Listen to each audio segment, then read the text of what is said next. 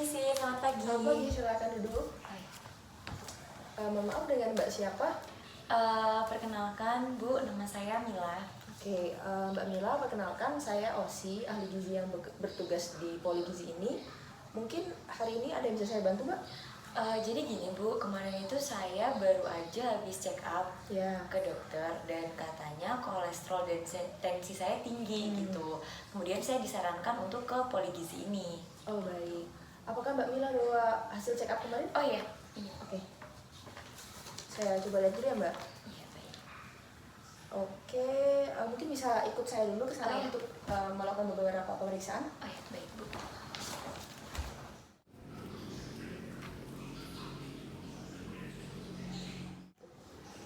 Oke, dari data yang sudah didapat ini untuk tinggi badan yaitu 156 cm ya Mbak. Kemudian tadi udah ditimbang berat badannya 75 kg. Nah, selanjutnya saya akan melakukan penjelasan mengenai hasil pemeriksaan biokimia yang sudah dicek up kemarin ya.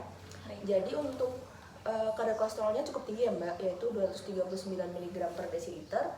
Dan LDL-nya juga sama, masih tinggi, 142 mg per desiliter. Nah, justru untuk HDL-nya ini justru rendah, padahal HDL ini kolesterol yang baik, yang mana dia itu bagus untuk mengurangi risiko untuk penimbunan lemak di pembuluh darah, Mbak. Gitu. Untuk yang terakhir, untuk tensi yaitu 140/100 itu tergolong tinggi juga. Nah, jadi kita masuk ke sesi tanya jawab aja Mbak, nih kita santai aja, sharing-sharing aja. Untuk riwayat penyakit mungkin Mbak Mila ada penyakit keluarga atau apa gitu? Sejauh ini nggak ada sih. Nggak ada, oke. Kemudian untuk konsumsi obat-obatan, apakah ada obat-obatan yang sering dikonsumsi? Sejauh ini juga enggak, bahkan baru aware masalah kesehatan tuh akhir-akhir ini karena saya ngerasa gak enak badan. Oke. Selanjutnya saya coba menggali data untuk kebiasaan makan. Jadi mungkin Mbak Mila bisa jelaskan kebiasaan makan Mbak Mila sehari-hari seperti apa? Baik Bu. Jadi untuk sarapan nih, biasanya makan apa aja nih? Kalau untuk sarapan biasanya sih paling sering opor ayam. Opor ayam. Terus untuk makan siang? Karena biasanya makan siang itu masih di kampus, biasanya lebih praktis kalau misalkan pesan GoFood dan biasanya sih saya pesan McD. Oh gitu.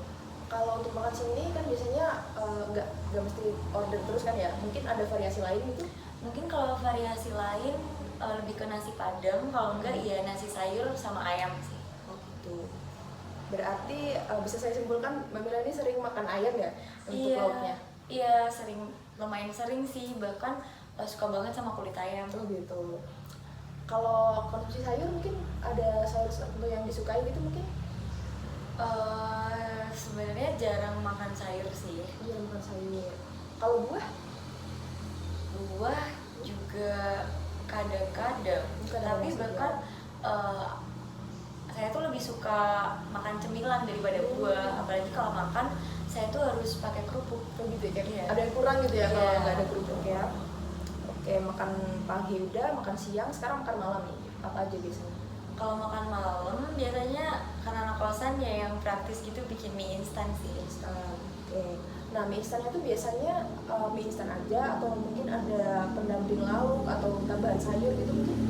Biasanya pakai keju, kalau enggak kornet atau telur. Oke. Sekarang untuk asupan makan cukup. Kita beralih ke asupan cairan. Nah, dalam sehari ini Mbak Mila biasa minum air putih, teh atau kopi gitu mungkin? Biasanya kalau minum paling 4 gelas ya sehari. Terus kebetulan saya tuh nggak suka teh atau kopi. Paling mentok kalau misalkan ngopi itu pas nugas aja sih Bu. Oke, nugas aja. Terus kalau untuk alergi dan pantangan makanan itu ada nggak kira-kira? Enggak sih Bu, kebetulan saya doyan apa aja. Doyan apa aja, oke. Nah, untuk aktivitas fisik nih sekarang, biasanya dalam sehari ini Mbak Mila ngapain aja? Karena kuliah tuh udah padat, jadi biasanya emang jarang ngelakuin aktivitas fisik. Paling mentok ya cuma jalan kaki aja dari kosan ke kampus. Gitu, jadi setelah saya data itunya hasil wawancara ini, saya coba rangkum kembali ya dari awal. Dari hasil check up yang kemarin itu hasilnya kolesterol dan LDL tinggi, kemudian HDL rendah, kemudian untuk riwayat penyakit belum ada, konsumsi obat juga belum. Untuk kebiasaan makanannya suka konsumsi ayam, kemudian masih jarang mengkonsumsi buah dan sayur, terus suka mengemil terutama kerupuk ya. Kemudian juga sejauh ini belum punya alergi dan pantangan, dan aktivitas yang bisa dilakukan jalan kaki. Sudah betul? Iya, betul. Baik, jadi saya sudah mendapatkan hasil pemeriksaan tadi. Selanjutnya saya akan menjelaskan terkait diet atau intervensi yang akan saya berikan kepada Mbak Mila ya. Baik, Bu. Oke, jadi menurut pemeriksaan yang sudah dilakukan tadi, Mbak Mila ini memiliki IMT 31. Nah, 31 ini termasuk di obesitas tingkat 2, Mbak. Gitu. Nah, kemudian Mbak Mila ini juga memiliki riwayat hipertensi nih menurut hasil check up kemarin kan. Terus LDL-nya tinggi juga, HDL-nya tinggi juga. Nah, gejala-gejala tadi itu merupakan indikasi ke keadaan dislipidemia. Nah, apa sih dislipidemia itu? Dislipidemia adalah suatu keadaan di mana kelebihan lemak di dalam darah, Mbak. Gitu. Jadi, faktor-faktor penyebab dari dislipidemia itu adalah kondisi obesitas yang Mbak Mila derita, kemudian juga bisa pola makan yang kurang baik dan kurang aktivitas fisik. Nah, kemudian maka dari itu saya merekomendasikan diet yang bernama diet dislipidemia. Gitu. Oh begitu. Dislipidemia itu apa ya, Bu? Nah, diet dislipidemia ini sendiri punya tujuan untuk menurunkan kadar kolesterol dalam tubuh. Nah, selain itu juga menurunkan asupan lemak jenuh, lemak trans yang berasal dari junk food tadi.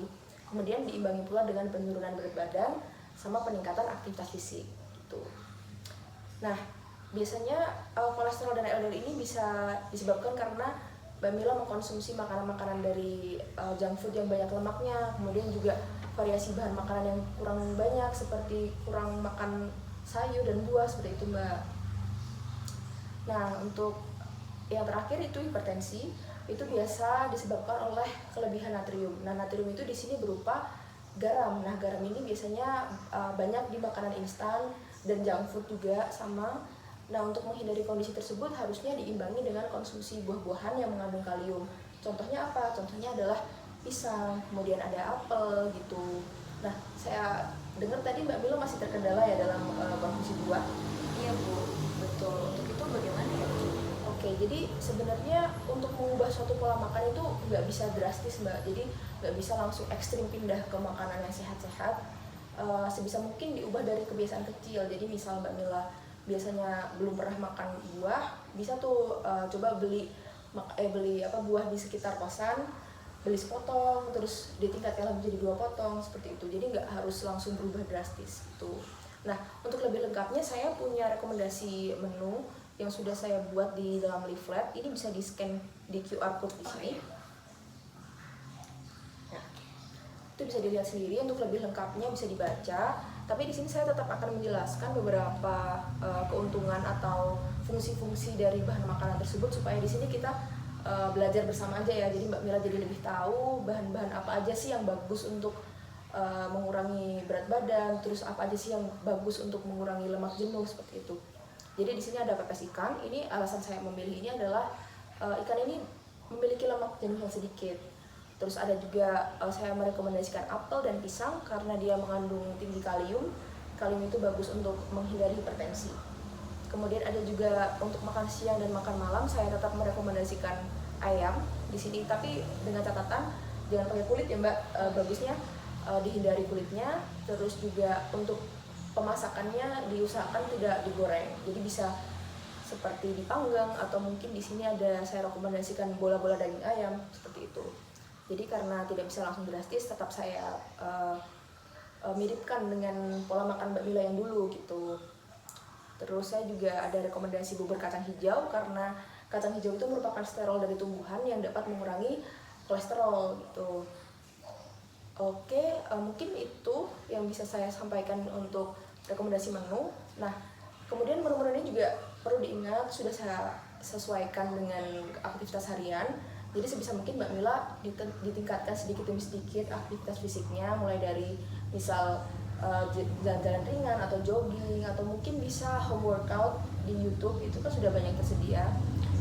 Mungkin kalau belum bisa 30 menit per hari bisa dimulai dari 15 menit, kemudian ditingkatkan jadi 20 misal gitu. Jadi sebisanya dulu, yang penting konsisten dan rutin aja gitu. Baik, siap, Bu. Oke, mungkin sejauh ini apakah udah jelas Mbak Mila? Cukup jelas, Bu.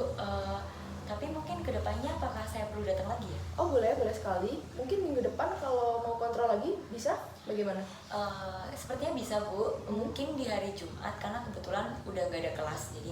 Jumat. Saya coba cek dulu ya, Iya. apakah ada slot kosong. Oke, ya kebetulan ada slot kosong mungkin. Jadi kita jadwalkan Jumat aja ya. Iya baik Bu.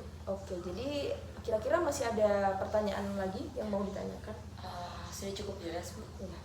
Oke, kalau gitu saya akhiri kok sesi konseling kali ini. Saya tunggu progresnya. Semoga Mbak Mila konsisten dan juga saya sudah sangat mengapresiasi karena Mbak Mila sudah mau aware dengan kesehatannya. Yang penting jaga semangatnya, gak usah terlalu ngoyo untuk berubah cepat-cepat. Yang penting konsisten aja. Sehat selalu ya Mbak Mila. Ya baik, terima kasih Iya, banyak Bu. silahkan.